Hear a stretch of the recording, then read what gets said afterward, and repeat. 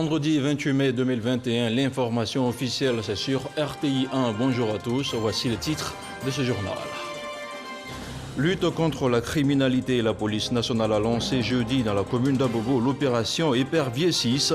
Plus de 2000 forces de l'ordre ont été déployées sur l'ensemble du territoire national dans le cadre de la sécurisation des biens et des personnes.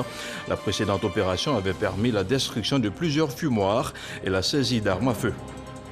La fraude sur l'électricité a fait perdre environ 40 milliards de francs CFA à la Côte d'Ivoire en 2019. Des chiffres communiqués à l'issue d'un atelier sur les infractions au code de l'électricité à Grand-Bassam. La rencontre a permis de sensibiliser mais surtout d'établir des stratégies de lutte contre les infractions au code de l'électricité. Et puis le président français était au Rwanda. La visite d'Emmanuel Macron à Kigali jeudi fait suite à un renforcement de la coopération entre les deux pays depuis 2 ans.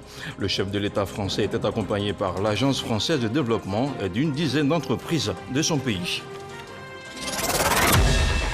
Voilà pour les titres. Sitôt rentré de son périple ouagalais, le ministre de la Réconciliation nationale s'est rendu hier jeudi au Conseil constitutionnel. Kwadio Konan-Bertin a été reçu en audience par le président de l'institution. Avec Koné Mamadou, les échanges ont porté sur la tenue du processus de réconciliation nationale en Côte d'Ivoire. Gabriel Zani. C'est une visite de courtoisie, doublée d'une mission de consultation auprès de l'institution garante de la Constitution ivoirienne.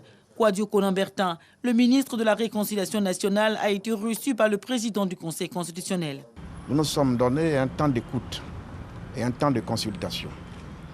Vous savez le rôle du Conseil constitutionnel dans notre République, mais aussi la personne qui occupe ces fonctions, le président que tout le monde connaît. Personnellement, j'avais bien des raisons de passer lui rendre cette visite de courtoisie, de recueillir donc ses suggestions, ses conseils, ses orientations. C'est le temps de la paix, le temps de la réconciliation. Juste une visite de courtoisie à un aîné, président de l'institution, nous repartons satisfaits.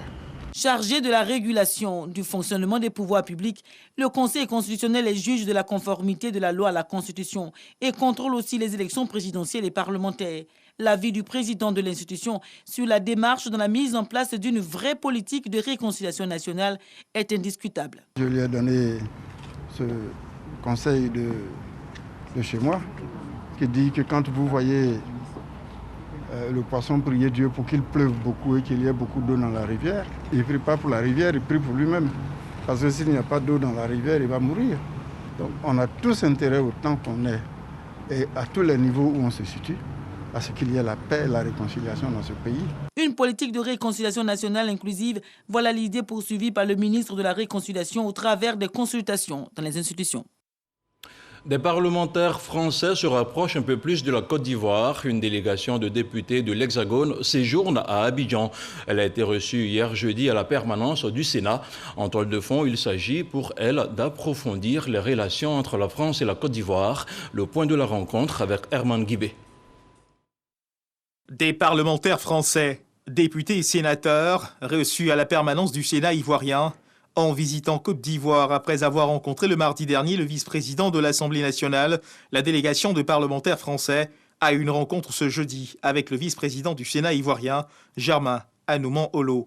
Mission conduite par Patrice Anato, député de La République En Marche, comment cette délégation de parlementaires français compte contribuer de façon concrète au renforcement de la coopération entre leurs différents pays. Nous ne saurions visiter l'Assemblée sans visiter nos homologues sénateurs, puisque les deux chambres contribuent à l'élaboration de la loi et, bien entendu, à la démocratie de nos pays respectifs. Il y a eu un déplacement du ministre Bruno Le Maire ici en Côte d'Ivoire et d'autres visites qui seront dans les prochains jours. Nous allons donc continuer à échanger entre élus, de sorte à mettre en place certainement des projets entre nos différents territoires. Nous avons parlé de coopération décentralisée. Nous nous faisons ambassadeurs des désirs que nous avons de chaque côté pour qu'ensemble nous puissions être gagnants dans les relations qui lient nos deux pays. Côté Sénat ivoirien, ce fut une rencontre riche en partage d'expérience. Il était bon de discuter, voir comment ils arrivent à diriger leur commission pour que l'impact social qu'ils en tirent, nous puissions en bénéficier. Nous voulons capitaliser les erreurs qu'ils ont pu effectuer lors de leurs différents mandats, pour ne pas recommencer les mêmes erreurs chez nous. C'est le sens que nous accordons essentiellement à la visite de nos collègues de la France. Échange de présents symboliques, les deux délégations sont sorties satisfaites de ce temps d'échange, avec la promesse de se retrouver très bientôt. Le rond-point de la mairie d'Abobo a servi de cadre au lancement officiel de l'opération Épervier 6, une opération qui a pour but de sécuriser des biens et des personnes sur toute l'étendue du territoire national. Cette année, ce sont plus de 2000 agents des forces de l'ordre qui seront déployés sur le terrain. Ahmed Traoré à Boussanogo. Rond-point de la commune d'Abobo, l'opération de sécurisation des personnes et des biens. Dénommé Épervier 6, lancé en présence du ministre de l'Intérieur et de la Sécurité Vagondo Diomondé et du ministre des Affaires étrangères, de l'intégration africaine et de la diaspora, Kandia Kamara, maire honoré de la commune d'Abobo. Une opération qui vise à lutter contre le grand banditisme, la criminalité sous toutes ses formes, le trafic illicite de drogue, le phénomène des enfants en conflit avec la loi, le terrorisme et à rechercher et démanteler les gangs armés et autres bandits de grand chemin. Pour le ministre Vagondo Diomondé, la sécurité publique est au cœur des préoccupations du gouvernement. Venir à Bobo, rassurer les populations d'Abobo, mais surtout déployer les forces de sécurité, pour moi c'est une bonne chose. Depuis un moment, on nous faisait cas de la recrudescence des enfants en conflit avec la loi au niveau de la commune d'Abobo. C'est un phénomène auquel nous avions réussi à mettre fin, mais qui refait surface. Lancer une opération de ce type-là a pour but justement de faire en sorte que les populations vaquent à leurs occupations en paix. Le conseil municipal de la commune d'Abobo s'engage à soutenir l'opération Épervier 6. Il invite les populations à la collaboration. Je voudrais vous demander de leur réserver un accueil fraternel parce que ce sont des frères et des sœurs qui viennent nous aider à Bobo afin que nous puissions continuer de vivre en paix et de travailler en paix. L'opération que vous menez aujourd'hui permettra à coup sûr de faire en sorte que ce que nous entendions il y a quelques jours, que cela ne se reproduise plus. Abobo va demeurer en paix. L'opération Épervier 6 est une technique de maillage des zones à risque du district d'Abidjan en vue de lutter contre le banditisme sous toutes ses formes. Elle engagera 2000 hommes issus de la police nationale, de la gendarmerie, du CCDO et de l'armée et va s'étendre à l'ensemble des villes du pays.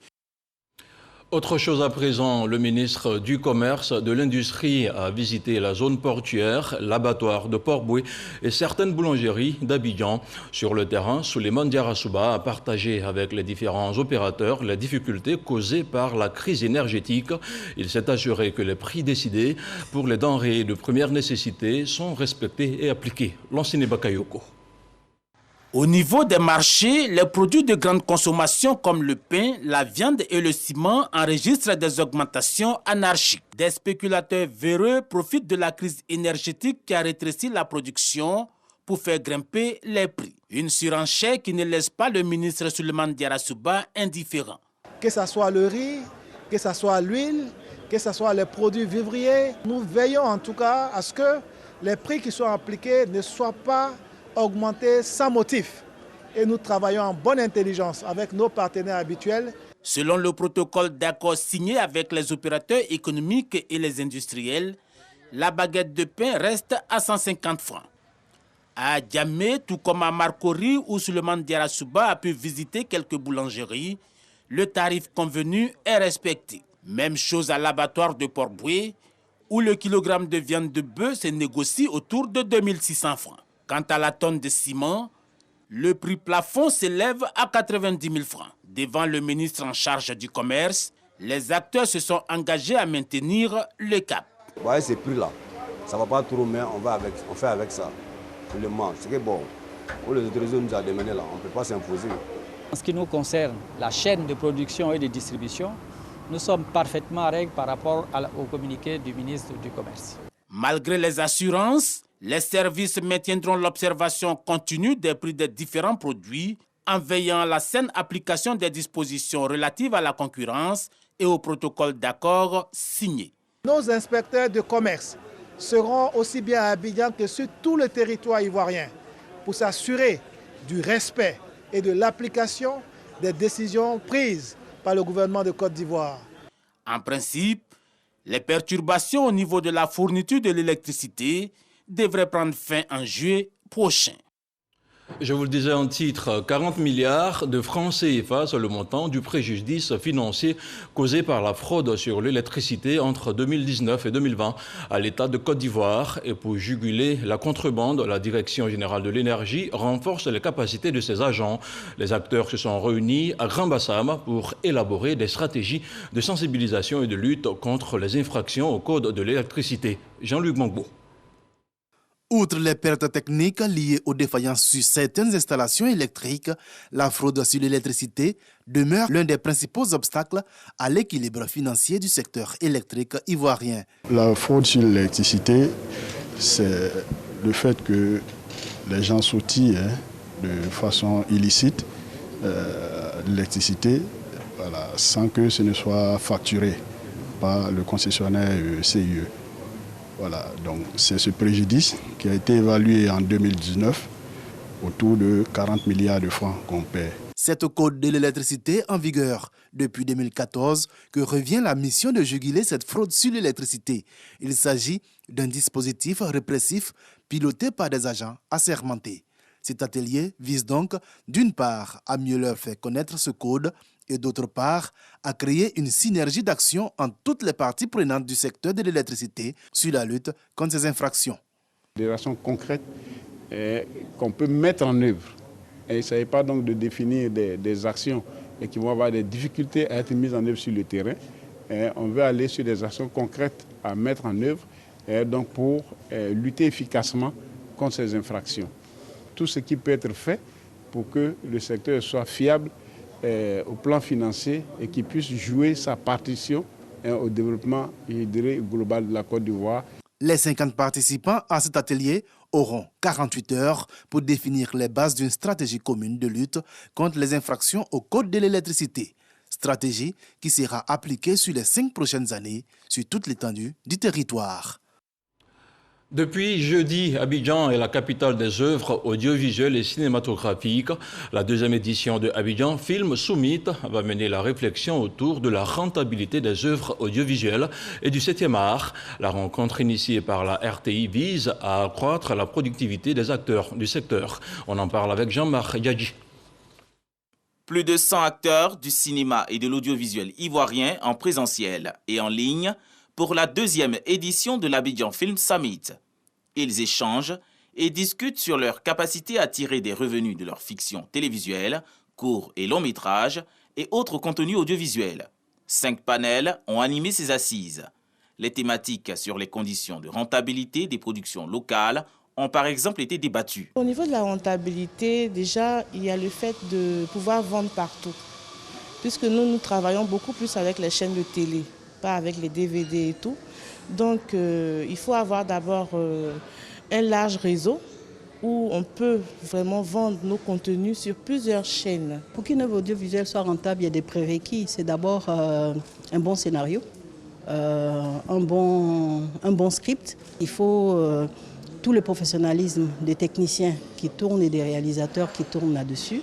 Et également, après, il faut une bonne promotion. Une bonne promotion pour que l'œuvre soit connue, l'existence de l'œuvre soit connue et puis ensuite qu'elle puisse être bien distribuée. Fosseni Dambélé, directeur général du groupe RTI, structure initiatrice de la rencontre, a exprimé sa gratitude à l'État de Côte d'Ivoire pour ses actions entreprises pour la qualité des productions audiovisuelles. Les ministères de tutelle, par le biais du ministre Amadou Koulibaly et Arlette Badou Nguessan, ont communiqué la vision de l'État pour le secteur cinématographique et audiovisuel. Ils sollicitent l'investissement privé et la mutualisation des efforts. L'État fera ce qu'il peut faire, mais c'est à eux aussi d'être assez ingénieux pour mutualiser tous les efforts, pour mutualiser surtout les sources de financement. Sur un plateau de tournage, vous avez plusieurs métiers. C'est fortement pourvoyeur d'emplois également. Et à partir de ce moment, le secteur privé devrait pouvoir s'y intéresser. L'État pourrait apporter des fonds de garantie pour pouvoir donc soutenir ce secteur, mais nous invitons véritablement le privé à s'intéresser donc au secteur de la production audiovisuelle et cinématographique. L'Abidjan Film Summit a pour objectif de créer une plateforme d'échange permettant aux acteurs de l'audiovisuel de participer à la création d'une feuille de route pour la Côte d'Ivoire dans le secteur. La santé de la nature, c'est notre santé, c'est le thème de l'édition 2021 de la quinzaine de l'environnement et du développement durable. Elle sera célébrée du 4 au 17 juin prochain. L'annonce officielle a été faite par le ministre de l'Environnement et du Développement durable, le compte-rendu de Jeanne Atoubé. Sur le temps consacré à l'espoir, le ministre de l'Environnement et du Développement durable ouvre solennellement l'édition 2021 de la quinzaine nationale de l'environnement et du développement durable.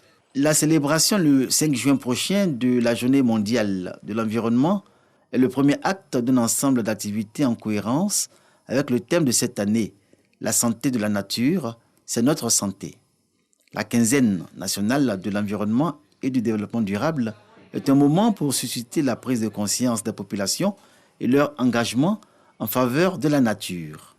Pour la protection de l'environnement, nous avons comme des activités de recyclage dédiées aux enfants et aux grandes personnes. Les activités comme le vélo, parce que le vélo aussi contribue à la protection de l'environnement. On aura aussi le marché bio pour montrer aux gens qu'il faut manger de manière saine et naturelle. Les gouvernements, comme la société civile, comme le secteur privé, comme les partenaires au développement, que nous nous mettions tous ensemble pour pouvoir justement expliquer, non seulement aux politiques, mais également aux populations, parce qu'à la limite, les populations tirent leurs revenus, leur bien-être, leurs moyens de subsistance de la nature. Et si la nature va mal, les populations vont aller mal. ONU Environnement et la BAD, Banque africaine de développement, sont associés à toutes les activités menées dans le cadre de cette quinzaine pour l'atteinte d'un objectif commun, mettre en œuvre des initiatives autour de la protection de l'environnement et de l'amélioration du cadre de vie. Cela peut se faire à travers des gestes simples comme se vêtir en vert ou porter un accessoire vert, planter un arbre ou arroser un arbre, rendre son cadre de vie sain. Arrêter symboliquement pendant 1 minute les moteurs de véhicules et machines en zone industrielle. Tel est le sens de la pensée verte que nos populations et les opérateurs économiques doivent s'approprier pendant toute la quinzaine 2021. La même exhortation à un meilleur rapport de l'homme à son environnement avait été lancée le 22 mai dernier à la faveur de la célébration de la Journée internationale de la biodiversité. Toutes les activités liées à cette célébration seront exécutées au cours de la quinzaine nationale de l'environnement et du développement durable. On s'intéresse maintenant au dossier politique de la rédaction de RTI 1. Idriss Déby Itno avait un poids incontestable au Sahel pour lutter contre le terrorisme. Au pouvoir, durant 30 ans, le leader tchadien était devenu, au fil du temps, un pion essentiel sur l'échiquier africain. Mais après sa mort, l'incertitude gagne désormais du terrain au Sahel. Quel avenir pour le G5 Sahel après le décès d'Idriss Déby Itno? Une réponse à laquelle tente de répondre ce dossier de Sidonie Davila.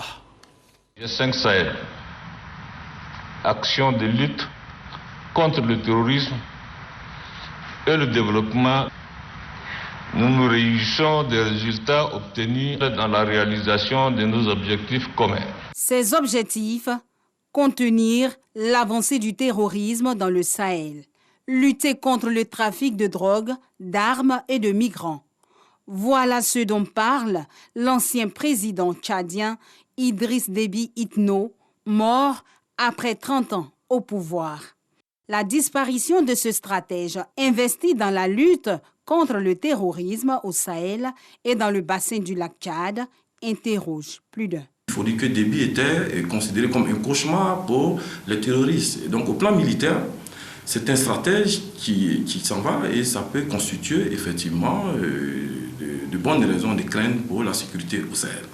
Le poids du président tchadien et son armée dans le G5 Sahel était conséquent. Aujourd'hui, avec son décès, la crainte de l'avancée des groupes terroristes dans le Sahel est dans tous les esprits. Composé de la Mauritanie, du Mali, du Burkina Faso, du Niger et du Tchad, 5 pays sahéliens, le G5 Sahel a été mis sur pied en 2013. À partir de 2013, les terroristes ont attaqué le Mali et depuis l'abcès malien, ils ont pu se déporter dans les pays voisins, que ce soit le Niger et le Burkina Faso en particulier, avec des incidents sur des pays côtiers comme la Côte d'Ivoire et le Bénin. C'est une conflictualité qui est transfrontalière, c'est-à-dire que ces groupes-là peuvent quitter un point A qui est situé par exemple au Burkina Faso et se rendre dans une zone frontalière qui est un point B qui est en Côte d'Ivoire. Donc comment lutter lorsque nous sommes déjà handicapés par l'obstacle des frontières? Donc il était important de mettre en œuvre, de créer un organisme de sécurité collective, une organisation sous-régionale afin de lutter efficacement contre le phénomène. Idriss Déby était le président en exercice du G5 Sahel. C'est en février dernier que le Tchad a pris la présidence tournante dont il est le plus gros contributeur.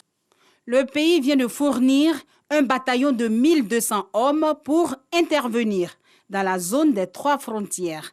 500 soldats sont déployés à Our, dans le nord du pays, sans omettre les 1440 qui participent à la MINUSMA. Pendant que certains redoutent le retrait de l'armée tchadienne, d'autres pensent que le Tchad pourrait tenir son rang dans le G5 Sahel malgré l'absence du maréchal. Le système Déby est toujours en place.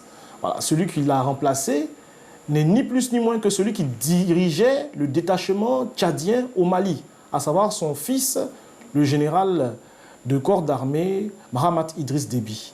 Et donc c'est à quelqu'un qui est lui-même rompu aux arcanes de la lutte contre le terrorisme, puisqu'il a fait ses armes, il a même été blessé sur le front. Et le CNT, l'organe qu'il dirige, le comité militaire de transition, a affirmé à plusieurs reprises que les engagements internationaux, c'est-à-dire les engagements pour ce qui concerne l'intervention du Tchad dans des pays voisins, au Mali en particulier, seront tenus. Un avis que partage cet enseignant-chercheur en sciences politiques. La mort de Déby, c'est vrai que c'est triste, mais c'est aussi un appel au rassemblement des pays d'Afrique, des pays du Sahel, pour œuvrer à avoir justement des stratégies militaires capables de constituer un frein à l'avancée du terrorisme. Certes, le système Déby demeure, mais il faut reconnaître le rôle important de la France avec l'opération Barkhane, l'allié sûr pour le G5 Sahel. Le volet stratégique, c'est Paris qui a les armes qu'il faut, qui a la logistique, qui a les satellites. Maintenant, le volet tactique, opérationnel, peut être conduit par soldats du Burkina Faso, du Mali, du Niger, du Tchad, de la Mauritanie. Présent aux funérailles d'Idriss Déby le 23 avril dernier, le président français Emmanuel Macron ne manquera pas de relever les valeurs de l'ancien homme fort du Tchad et l'urgence d'agir pour renforcer les capacités des pays sahéliens. Nous voilà réunis devant votre dépouille, après 3 décennies à la tête de votre pays, et tant de combats livrés avec bravoure. Les batailles que vous avez menées, je vous cite, ont toujours eu pour finalité la défense de l'intégrité territoriale de la patrie, la préservation de la stabilité et de la paix. Le Front pour l'alternance et la concorde au Tchad, FACT, est le groupe rebelle qui a lancé l'offensive qui aurait provoqué la mort du président Idriss Déby sur le champ de bataille. La junte au pouvoir a pu repousser cette rébellion, ramenant ainsi le calme au Tchad. Galvanisée par cette victoire, elle entend tenir le rôle majeur joué par le pays dans le dispositif du G5 Sahel. Voilà, c'était pour vous l'avenir du G5 Sahel après le décès d'Idriss Déby. Un reportage à revoir sur RTI 1. On s'intéresse maintenant au point de la situation de la Covid-19.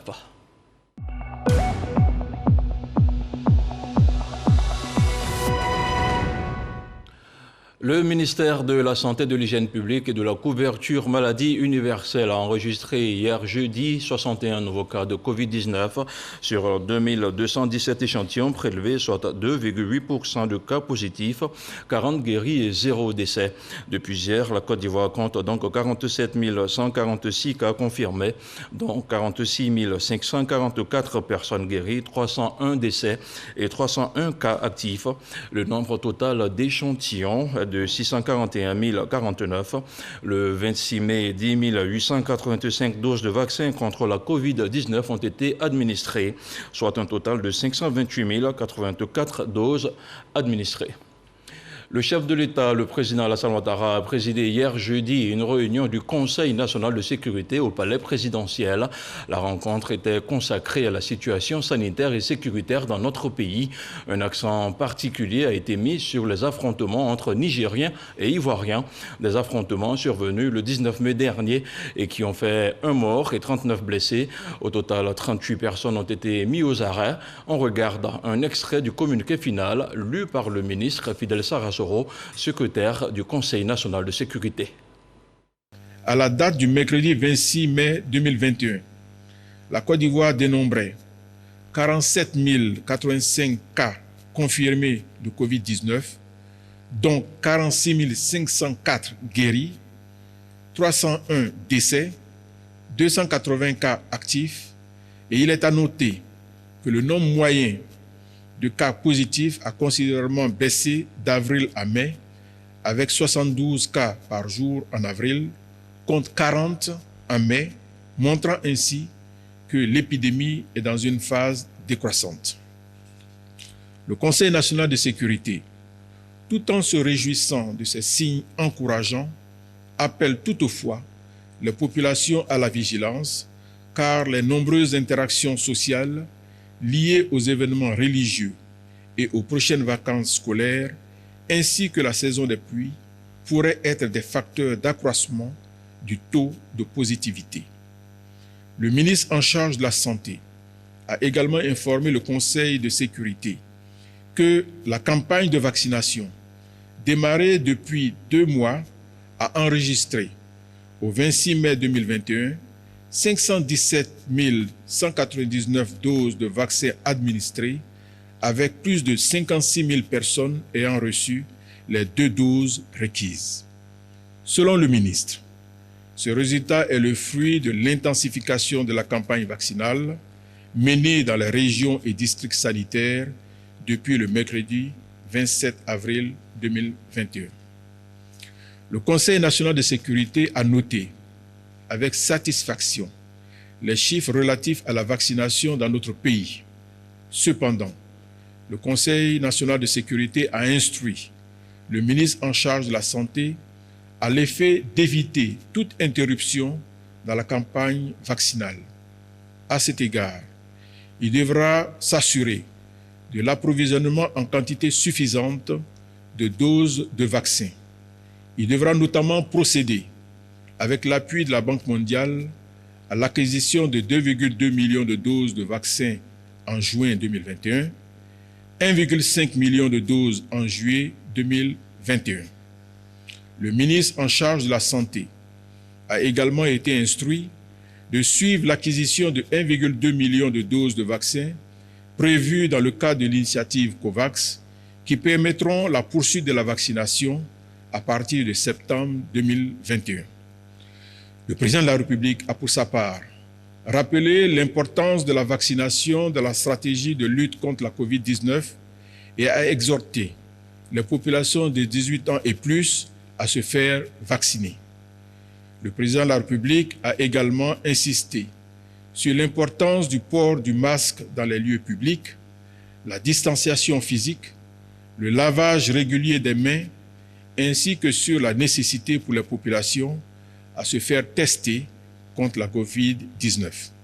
À cet égard, le président de la République a instruit le Premier ministre, chef du gouvernement, à l'effet de prendre toutes les dispositions pour l'acquisition, dans les délais, des masques chirurgicaux, des vaccins et des intrants nécessaires pour les tests anti-Covid-19. Le président de la République a enfin réitéré ses encouragements à tous les acteurs impliqués dans la lutte contre la Covid-19 et a invité de nouveau les populations vivant en Côte d'Ivoire à se faire tester et vacciner tout en continuant à respecter scrupuleusement les mesures barrières. Voilà, c'était pour vous un extrait du communiqué final lu par le ministre Fidel Sarasoro, un communiqué largement consacré aux dispositions sur la Covid-19. Dans l'actualité hors de chez nous, le président français Emmanuel Macron était à Kigali où il a prononcé un discours au mémorial du génocide. Emmanuel Macron a reconnu des responsabilités mais pas de complicité de la France dans le génocide. Un discours très bien accueilli par son homologue rwandais. Outre les questions mémorielles, les deux chefs d'État ont parlé du futur de leur coopération, un rapprochement à la fois diplomatique et économique. Et puis toujours hors du continent africain, sinon on referme ce journal, c'est la fin de cette édition. Achimark vous a proposé cette édition dans le langage des signes, une édition à revoir en intégralité sur RTI 1, sur Internet. Restez sur notre chaîne, ce soir Kolo Koulibaly sera avec vous au journal de 20h. On se retrouve demain matin à 6h30, quant à moi.